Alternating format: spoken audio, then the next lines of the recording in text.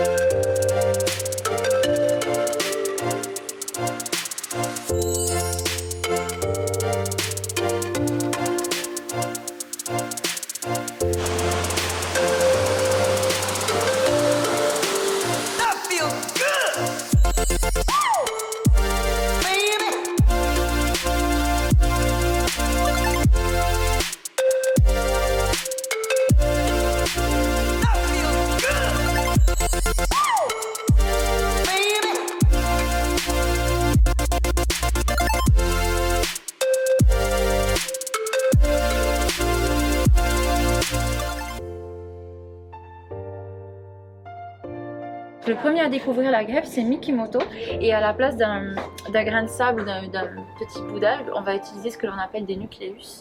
Alors accompagné de ça, il faut aussi rajouter un greffon. Ensuite, on va ouvrir une porteuse qui aura 2 ans et demi. Avec cette petite ouverture là, il faudra 30 secondes pour que notre greffeur trouve la poche, lui fasse une petite incision et introduise un élément de chaque. Il va sécréter de la nacre qui va recouvrir ce petit corps étranger de couches de nacre. C'est pour ça qu'aujourd'hui, au lieu de les appeler perles noires, on les appelle toutes perles de Tahiti. C'est plus correct aussi pour les gens.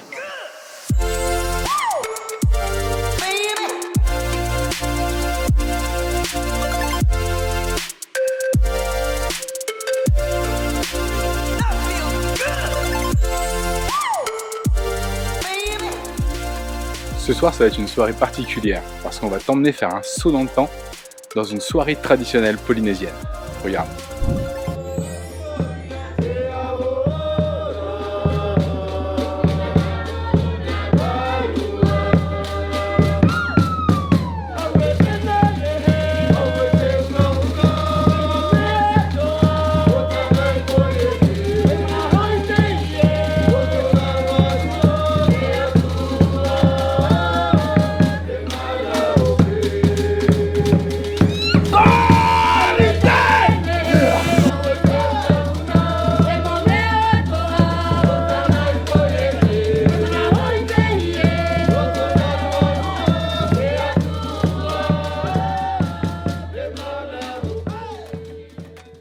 Salut Jimmy, merci d'être prêté au jeu, cette petite interview.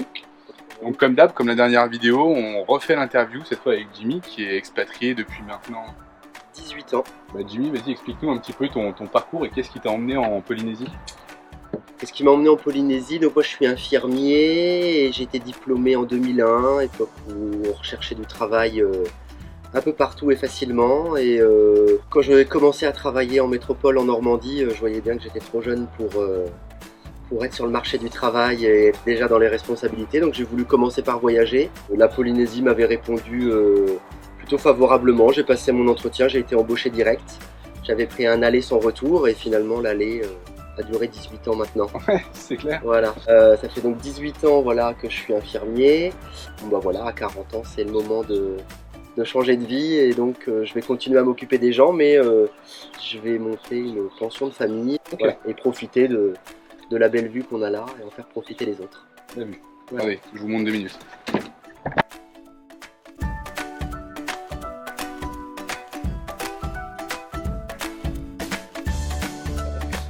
Et à la base, qu'est-ce qui t'a amené en Polynésie? Alors qu'est-ce qui m'a amené ici? Moi j'ai toujours eu des parents qui m'ont dit de voyager. Donc voilà, ça n'a pas été un frein, au contraire, j'ai plutôt eu l'aide de mes parents pour voyager. Le soleil, la vie qui paraît plus simple ici. Je viens de Normandie, donc envie de changer, d'être en savate, d'être en short, d'être torse nu, tout ça. Voilà, c'était tout ça qui m'a attiré à venir ici. Et justement, tu fais un peu le parallèle avec la France. Est-ce que tu pourrais nous donner des avantages et des inconvénients à vivre ici?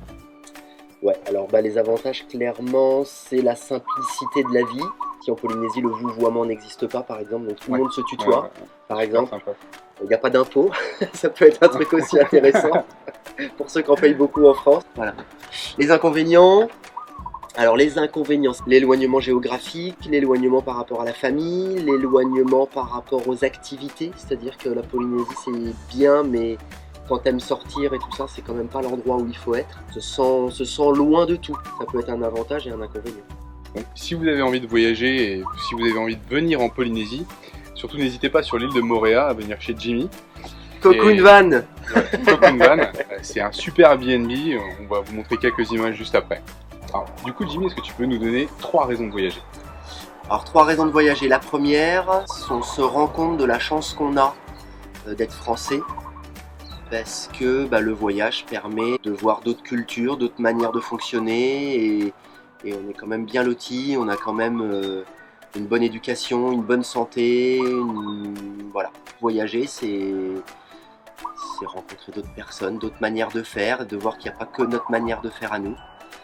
Donc troisième raison qui me pousse à voyager aussi, ça nous donne l'occasion de pouvoir vivre plus simplement et d'être détaché des choses matérielles et qui nous apportent pas grand chose au final.